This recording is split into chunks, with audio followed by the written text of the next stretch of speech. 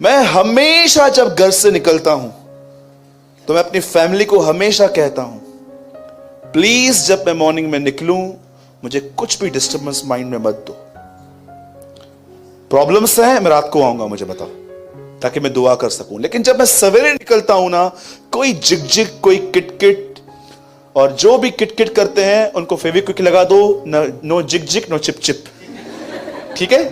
Listen, कई बार होता है, आपको पता है इस बात का कि कभी कभी आप जब स्ट्रेस पालकर काम करते हो, कभी आपने देखा है आपके काम करने की गति कितनी धीमी हो जाती है। आप सोचो, आप खाना खा रहे हो और आपको आपके डेस्कटॉप, आप काम कर रहे थे डेस्कटॉप पे और आपको कॉल आया, जल्दी घर पे आ, मम्मी का तबीयत ठीक है, आप खाना खा पाओगे? हाँ हाँ बिठा, मैं आ रहा हूं। ये अचार किधर है मेरा? आप खा पाओगे? आपको पता है स्ट्रेस की सबसे गंदी चीज क्या है? वो आपको नेगेटिव कर देता है पूरी तरह से। यीशु क्यों कहता है आओ मेरे पास आओ, मैं तुम्हें सॉल्यूशन नहीं दूंगा, लिखा है मैं तुम्हें विश्राम दूंगा। तो प्रभु विश्राम क्यों, कुछ और चाहिए? जब तू विश्राम में आएगा ना, तुझे सॉल्यूशन दिखाई देगा। Trust me. हाजरा डिस्टर्ब थी और पानी को ढूंढ रही थी, कुआं सामने था, दिख नहीं रहा था, एक स्वर्गदूत दिखाने के लिए आया, वो देख कुआं। आप जब डिस्टर्ब रहते हो ना, आपको रास्ते नहीं दिखाई देते। इसीलिए यीशु जानता था इंसान की पहली जरूरत खाना नहीं, परमेश्वर का वचन है। मनुष्य केवल रोटी से नहीं परंतु खुदावन के मुंह से निकले गए हर कलाम से जीवित रहेगा। वो जानता था इंसान को भोजन से अधिक वचन है, क्योंकि वचन ही इंसान को स्टेबल करता है। आप में से बहुत सारे जो लोग हैं ना यहां पर, जो अप डाउन सारा की तरह, इब्राहिम की तरह, कभी सारा को पत्नी कहते हैं, कभी बहन कहते हैं, कभी शिमशोन की तरह लड़ते हैं तो कभी व्यभिचार में पड़े रहते हैं, कभी कैसे तो कभी कैसे। जो भी अप डाउन रहते हो, आपका रीजन जानते हैं क्या है? आपने चीजों को उन जगहों पर नहीं रखा है जहां पर आपको रखनी है। आप हर दिन सुबह उठ के ये देखते हो मुझे क्या काम करना है, क्या खाना है, कितनों से मिलना है, पर बहुत कम लोग हैं जो सब चीजों को साइड करके हर दिन उस मन्ने को रिसीव करने के लिए जाते हैं जो खुदा ने उनके लिए रखा है। अब देखिए यहां पर क्या हुआ। यीशु मसीह एक भीड़ को देख के कहता है जितने के पास बोझ है वो आओ, मैं तुम्हें विश्राम दूंगा। प्रभु तू ये भी तो पूछ मुझे किस बात का बोझ है। वो जानने की जरूरत नहीं है, मैंने तुझे ऐसा बना दिया है, तू बहुत कुछ कर सकता है, लेकिन सबसे पहले तू पीस में आ। मैं आपको कहना चाहता हूं, कभी कभी आप देख रहे हो ना कि आपके अंदर पीस नहीं है, शांति ढूंढो। और मैं आपको बताता हूं शांति कैसे मिलती है। सिंपल चीज है, अपने आप को उसके सामने खाली कर दो। मैं कई बार अपनी शांति को ऐसे ढूंढता हूं जब मैं देखता हूं कि कुछ चीजें हैं जो मेरे माइंड पर रूल कर रही है, मैं खुदा को बता के, और उसके बाद भी अगर वो चीजें फिर से मेरे सामने आती हैं, मैं वचन कह के उन्हें भगाने की कोशिश करता हूं। अब देखो, जो मैं आपको समझाना चाहता हूं, ध्यान दो। मैं आपको समझाना चाहता हूं आप कैसे अपना पीस खोते हो। आज मैं आपको वो समझाना चाहता हूं, ठीक है। पुराने नियम को पढ़ते समय आप एक बात चेक करो। जब परमेश्वर ने देखा कि इंसान ने गुनाह किया है, तब परमेश्वर ने क्या किया? एक बलिदान लिया, उसे काटा और उसके अंगरखे बनाए और आदम को पहना दिए। मैं आपको पूछना चाहता हूं, जितने लोग यहां पर बैठे हैं, बताइए ये जो जानवर था ये किसे दर्शाया जाता था? पक्का? Okay, first. सेकंड, अब मैं आपको दूसरा पूछना चाहता हूं, बताइए जब परमेश्वर ने मूसा को कहा मिलाप वाला तंबू बना, ये मिलाप वाला तंबू क्या दर्शाया जाता था? क्योंकि बाइबल के अंदर लिखा है व्यवस्था मतलब पुराना नियम आने वाली चीजों की छाया है। मतलब पुराने नियम में जो भी हो रहा था एक दिन वो प्रेजेंट था क्राइस्ट का। बताइए ये जो मिलाप वाला तंबू था ये किसको दर्शाया जाता है? सबसे पहले क्या है? हौद। उसके बाद क्या है? एक कर्टन। आप जानते हो ये तंबू पूरा लकड़ी पे खड़ा होता था। बोलो लकड़ी। जैसे आप मिलाप वाले तंबू में जाओगे ना, पहले आपको लकड़ी मिलेगी, उसके बाद आपको पवित्र स्थान में एक हौद मिलेगी जहां पर चीजें धोई जाती हैं, और अंत में परम पवित्र स्थान, लकड़ी। सबसे पहले यीशु का क्रूस दिखाई देगा आपको कि वो मेरे लिए मरा। जैसे आप उसके सामने जाओगे, उसके बाद हौद है, पवित्र आत्मा का शुद्धिकरण करता है, और उसके बाद पीछे है परम पवित्र स्थान। उसके बाद इंसान खुदा के साथ चलना सीखता है। हर चीज जो पुराने नियम में है वो प्रेजेंट करती है कुछ ना कुछ। वो जो लैम उन्होंने काटा परमेश्वर ने अदन की वाटिका में, वो यीशु का प्रतीक था। ये जो बलिदान था, ये जो मिलाप वाला तंबू था, 3 कोट्स थे, बाहरी आंगन, पवित्र स्थान, परम पवित्र स्थान। ये इंसान को दर्शाया जाता था, शरीर, प्राण, आत्मा। आइए तीसरी चीज जो मैं आपको पूछना चाहता हूं, बताइए अंजीर का पेड़ किसको दर्शाया जाता है पुराने नियम के अंदर? जब आप पढ़ते हो अंजीर का पेड़, यीशु ने क्या कहा? मेरे आने से पहले वो पेड़ फिर से फूलेगा। वो इज़राइल को दर्शाया जाता है, इज़राइल। आइए आप पुराने नियम में जो भी आप पढ़ते हो, जब याजक वेदी पे जाते थे तो 7 बार वो लहू छिड़कते थे। यीशु मसीह को 7 मारे पड़ी थी। 1 2 3 4 5 6 7 भाल खींचे गए थे।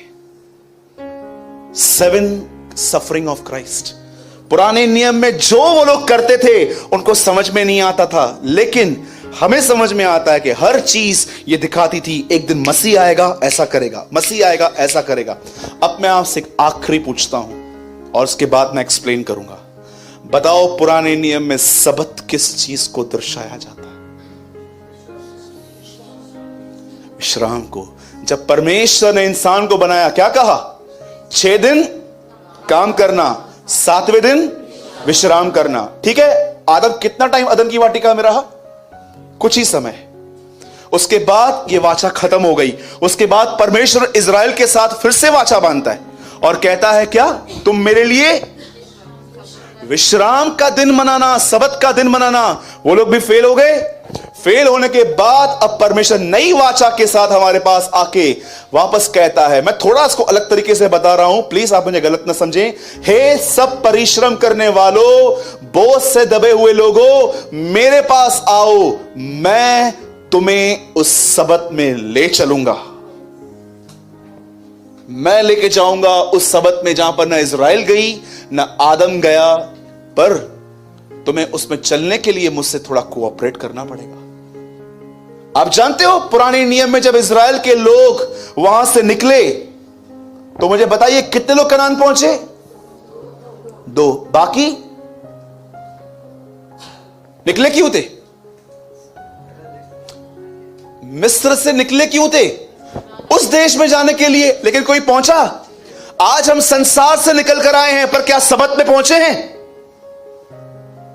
कलीसिया के अंदर भी परेशान, चिंताओं में घिरे हुए, टेंशन्स, ये वो। जैसे पुराने नियम में वो लोग वहां से निकले, वहां नहीं पहुंच पाए, वैसे आज भी कलीसिया से दुनिया से यहां पर रूम में आई है, पर वो उसके सबत में नहीं आ पाई है। जानते हो सबत क्या बोलता है? सबत का मतलब होता है विश्राम। आप डे नाइट काम करते हो, लेकिन आपके अंदर पीस है, शांति है।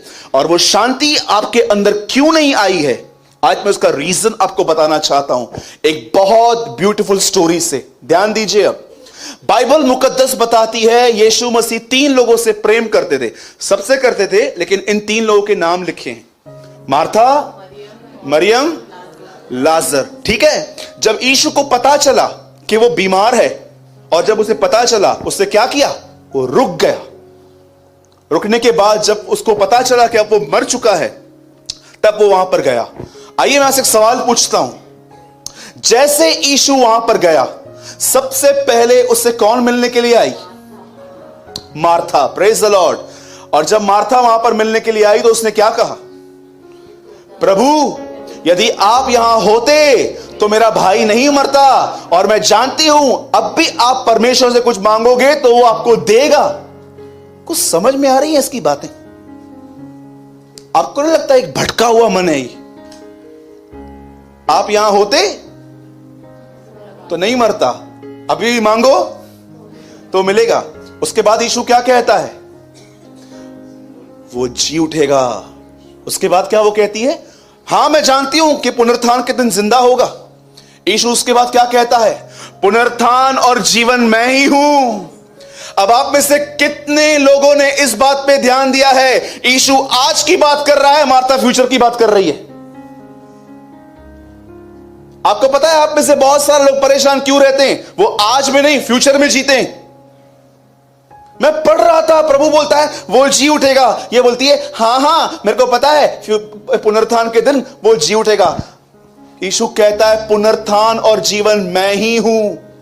मार्था शायद इन बातों की क्लियर अंडरस्टैंडिंग नहीं रखती थी, लेकिन आप और मैं तो ऐसे व्यक्ति हैं जो समझ पाते हैं कि यीशु ने आज की बात कही थी। आज आपको पता है आप में से बहुतों की शांति कब जाती है? जब आप आज का दिन छोड़ के कल में जीना चालू करते हो। अगर मेरी सैलरी लेट आई तो क्या होगा? मेरी शादी लेट होती जा रही है, मेरा हस्बैंड अब तक उधार नहीं पा रहा है, मेरा परिवार कब प्रभु में आएगा, ये कब आएगा? आप में से कितने लोग आप इस बात को समझ क्यों नहीं पाते हैं? आपको आज में जीना है। आप में से अधिकतर लोग, आपसे सोचना स्टार्ट करो कल की। आपको पता है ये इतना छोटे से शुरू होता है कि पता भी नहीं चलता है कि इसने पूरी जगह ले ली है आपके अंदर। एक दिन मैं बैठा था, उन दिनों में हमारा आरकेटी में मीटिंग चलती थी, वहां पर ओल्ड बिल्डिंग में लोग बढ़ते जा रहे थे, बढ़ते जा रहे थे, बढ़ते जा रहे थे। तो हुआ क्या सुनिए, एक दिन हमारे चर्च में कॉल आया। एक बहन ने कहा ब्रदर मुझे आपसे कुछ बात करनी है, और वो बहन उल्लासनगर के बाहर की थी। तो मैंने बोला बोलिए सिस्टर। बोला भैया मैं आई थी आज मीटिंग में। तो मैंने बोला आप दिखे तो नहीं? बोला चली गई मैं ऐसे ही। बोला क्यों? बोला सीढ़ियों तक बैठने की जगह नहीं थी। मैं कहाँ बैठूं? मैं आके चली गई। अब जानते हुआ क्या, मैं सोच रहा था इतने सारे लोग आने वाले हैं, हमारे पास जगह नहीं है बैठने की। और आपको पता है मैंने वो स्ट्रेस लेना चालू कर दिया, जगह नहीं है, जगह नहीं है, जगह नहीं है, जगह नहीं है, जगह नहीं है। और जानते हो एक दिन हुआ क्या, मैं ये देख रहा था ये स्ट्रेस मेरी प्रीचिंग पे इफेक्ट कर रहा था। मैं प्रचार वैसे नहीं कर पा रहा था जैसे मुझे करना चाहिए। मुझे दिख रहा था कई बार कि मैं फ्रस्ट्रेट हूं अंदर में। क्यों? क्योंकि कभी कभी बच्चे, आप जितने ओल्ड बिल्डिंग में आते थे आप सबको पता रहेगा, कभी कभी मुझे प्रीच करने के लिए इतने सिर्फ 4 इंच या 6 इंच मिलते थे। कितने लोग यहां पर हैं जो आते थे ओल्ड बिल्डिंग में? इतनी सी जगह मिलती थी, और कभी कभी बच्चे खेलते थे मेरे यहां पर। हाँ एक बार टेम्प्ट हो गया, मैंने बोला एक बार मैं इतना गुस्से में आ गया, यार प्रचार तो करने तो इतने लोग आते हैं। एक बच्चा मामा करके पकड़, मामा कलीसा के बाद मामा को पकड़, छोड़ इधर। ट्रस्ट मी, मैं देख रहा हूं फ्रस्ट्रेट। मैं घर पे आके बैठा, मुझे प्रभु ने एक बात कही, सुन जगह नहीं है ना, नहीं ढूंढना, स्ट्रेस क्यों ले रहा है? तो क्या कर सकता है? हाँ प्रभु मैं ढूंढ सकता हूं, तो ढूंढना, स्ट्रेस क्यों लेके बैठा है? कभी कभी आपने देखा है, आप पढ़ाई करते हो, एग्जाम्स देके आते हो, और आपकी रिजल्ट तक हालत क्या हो जाती है? रिजल्ट के दिन ऐसे दिखाई देते हैं, ऐसा लगता है कब्र में से उठ के आया है। देखा है आपने? सोचो आपकी परफॉर्मेंस अच्छी नहीं है जॉब में, और आपको कहां से हिंट मिली है कि शायद आपको आंसर मिल सकता है, भाई आप जाओ यहां से। आपकी हालत कैसे हो जाती है? मेरे भाइयों और बहनों, आप कल में जी रहे हो। अगर आप अपने सबक में जीना चाहते हो तो आज में जियो।